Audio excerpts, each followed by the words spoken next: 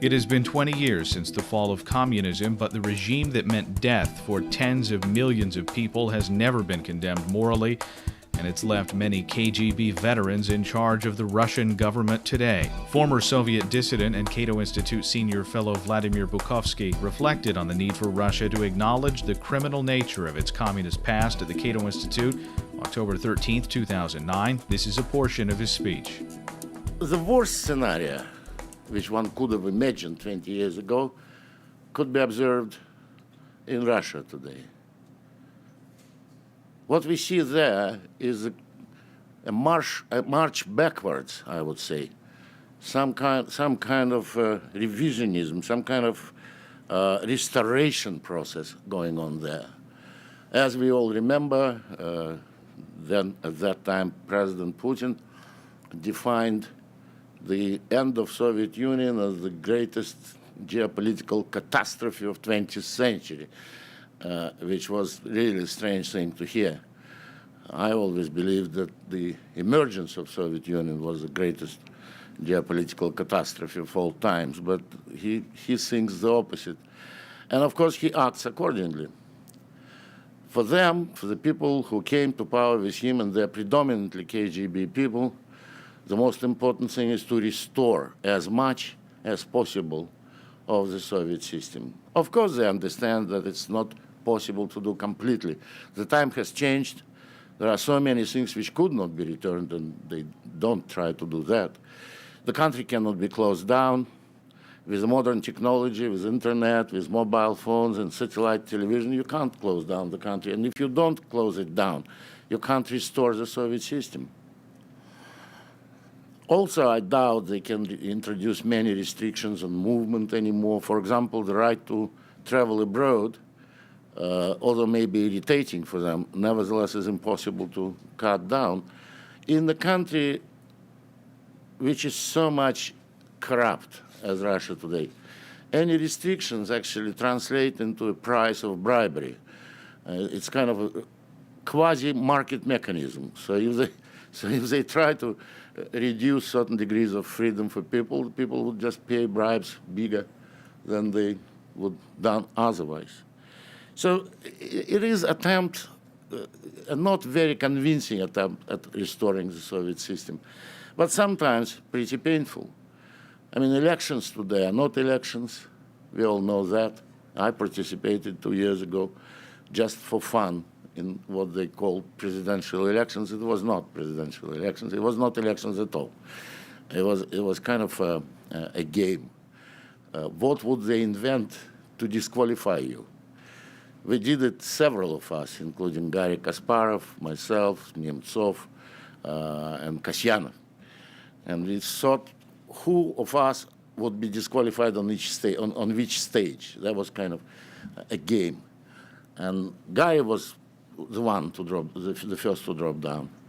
I've managed to hold on for longer than others, but the longest was Kasyanov. He even managed to get 2 million signatures. But then he was told that all of the signatures are forgery, including his own. So he was disqualified as well. No, it's not an elections anymore, and we've lost this institution. Other institutions of democracy very quickly dismantled. The freedom of press is now symbolic. What remains of that freedom of press are probably one radio station and one newspaper, and their fate is not clear even as we speak. What is more depressing is that the country returned to political repressions. We have today a couple of dozens of political prisoners again, which I thought would never happen in my lifetime. Even more than that, at certain point, the psychiatric use for repressions was returned again. And that was by far the most depressing news for me. I thought we buried that method of repressing forever. And yet it did happen again, several cases. Luckily, we managed to stop it in time, but we cannot guarantee it would not be renewed tomorrow. Also, the new feature, which we didn't see much, but our parents saw a lot, political murders. That became kind of normal way of life in Russia today. Someone calculated that in the last 8 years, 62 journalists were murdered. I would imagine not all of them were murdered by the orders of Kremlin. Some of them were ordered by local authorities because they were investigating local corruption. But nevertheless, this kind of practice is condoned from the center because none of these crimes was ever successfully investigated and prosecuted. So it is for this very day, not a single of these assassins was brought to justice. In the foreign relations, the current leadership also is trying to restore what they used to call the Soviet sphere of influence, which makes them aggressive and somewhat dangerous for the neighbors.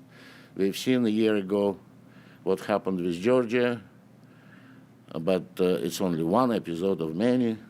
Previously, before that, we had rather sad story of political pressure on Estonia.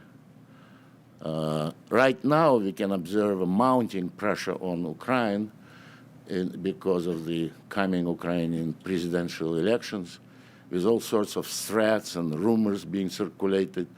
The idea of Kremlin, of course, is to scare the population by the prospect of possible military conflict so much that they would vote for pro-Moscow candidate. I think that's their calculation, but I'm afraid they are not very good at this kind of analysis, and they're bound to miscalculate greatly. I would expect the Ukrainians would actually become very angry at these attempts at meddling into their elections, and they would probably elect the most anti-Russian candidate, just as their way of reacting to it all. Vladimir Bukovsky is a senior fellow at the Cato Institute and a former Soviet political dissident. You can watch the full event at cato.org.